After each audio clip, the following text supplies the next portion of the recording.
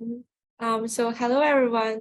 We are Team Ludens Tempest from CS128 Honors. So the group name is Our Favorite Item in League. Okay, and I'm Cici. I am Jason Yang. I'm Ethan. I'm Shambo.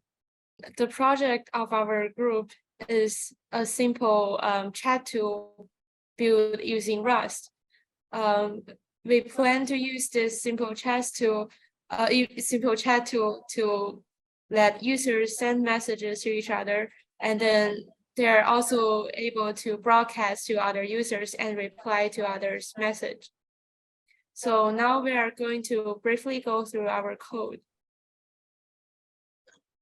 So we'll first start with the server side. In the server side, we have only one loop. This single loop has the responsibility to both receive the message from the client and send message to clients. In this, we have 7 functions. The first function is when a user first entered, the client will send a message to server and server will know he has entered. The second is to bind the code with the address. The third is when a user wants to exit, it has to request to the server, so the server will know that he has already exited. The fourth is to send a private message. The fifth is to send a broadcasting message, broadcasted to all users. The sixth is when you want to see which users are online. And the last, the seventh, is to reply to the user that has sent you a message. We have a couple of functions that restricts the format. For example, the name of a code cannot be shorter than 4 letters or longer than 12 letters. And then we jump to the client side. In the client side, rather than a single loop, we have 2 loops, one responsible for receiving a message and the other responsible for sending a message. And next, Shambo will show us how these things would work. Okay, at first, let me start the server. Before I start the server, I'd like to state that in the first line of the main function, at this part, it's the IP address of server, and this is the port. If we change the internet, we need to change this code too. Now, let me start the server. Okay, after we start the server, we can know that it successfully started and it can receive data from clients. At first, let me open 2 clients. After the client started, if it can connect to the server, it will also show on the client. Now let's test the send message thing. We can send a message from an anonymous user to a user which has code bounded, but not from an anonymous user to another anonymous user. We can only know the name of a user's code before we send message to them. Oh my God. Yeah, this is a place where we test whether a message or a command is correctly formatted. If it's not correctly formatted, it'll show that it is not and request another command. Now, if we successfully send a message, we can show on this slide, and on the terminal slide, we can show that we received a private message from an anonymous client with this address, and the content is message. And if we correctly input the command,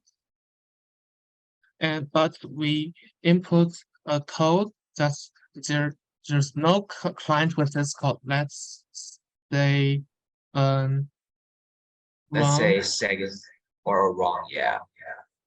and 1, 2, 3. After that, the server will told us that the code is not found. Please correctly input the code. Yeah. And now let's test the reply feature. Type in reply and then who are you?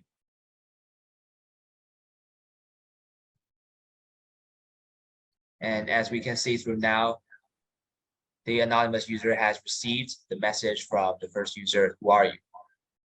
And what if the users suddenly realize that he hasn't set up a code and wants to broadcast the name? Then we'll type in broadcast and then the message afterwards. Broadcast. Yes. After we press the enter, the server will send this message to all other clients that online currently. If we open like 3 more clients, and we can after we re-input this command and press enter, we can see that all clients received this message. Okay, let me set the code from the sum of open clients. Let's name this let, and the name is middle, and right. And after we open another client, we will input get users. After we receive data from clients, the data contains the all online users info, including its code or anonymous and its address. And now we'll show the exit code. The exit code will remove a user from the used code list and as well as the client list. At first, let me edit a client from my computer, and at this time, this client has code right, and we can find it at here. And after we press edit, this client will immediately disconnect from the server. Okay, so now this client has disconnected from server, and now we will re-input get users. And that is all our features. And now I guess Ethan will tell us what challenges we have met in the process. Okay. One of the main challenges that we have met in the process was to find and familiarize ourselves with the crates used in this program, because we have those are rather new crates for us, and we haven't used much crates in Rust before. And another challenge that we faced were to debug the code, because the code is rather long and it was kind of hard to find all the bugs. Yeah, and we are also planning some new features maybe we want to realize in the future. For example, we want to add a feature that allow users to add another user to their friend group, and then they will be able to send message in this specific friend group, something like that. I believe this is the this is all of our presentation. Thanks for listening.